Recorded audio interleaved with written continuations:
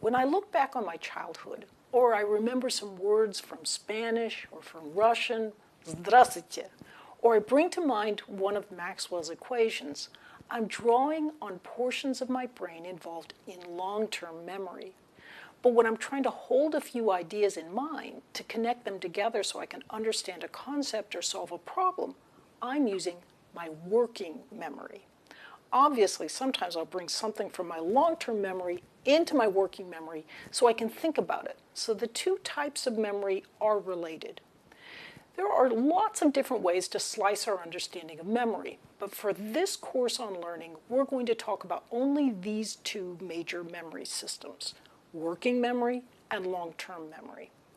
Working memory is the part of memory that has to do with what you're immediately and consciously processing in your mind. Your working memory is centered out of the prefrontal cortex, although as we'll see later, there are also connections to other parts of your brain so you can access long-term memories. Researchers used to think that our working memory could hold around 7 items, or chunks, but now it's widely believed that the working memory holds only about 4 chunks of information.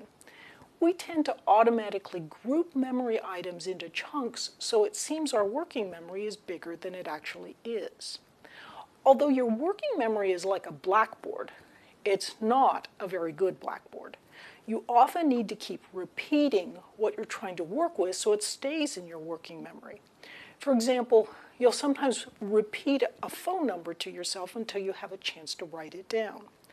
Repetition's needed so that your metabolic vampires, that is, natural dissipating processes, don't suck those memories away. You may find yourself shutting your eyes to keep any other items from intruding into the limited slots of your working memory as you concentrate. So we know that short-term memory is something like an inefficient mental blackboard. The other form of memory, long-term memory, is like a storage warehouse. And just like a warehouse, it's distributed over a big area. Different kinds of long-term memories are stored in different regions of the brain.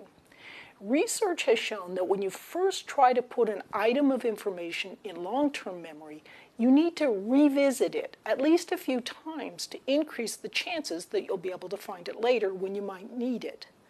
The long-term memory storage warehouse is immense. It's got room for billions of items.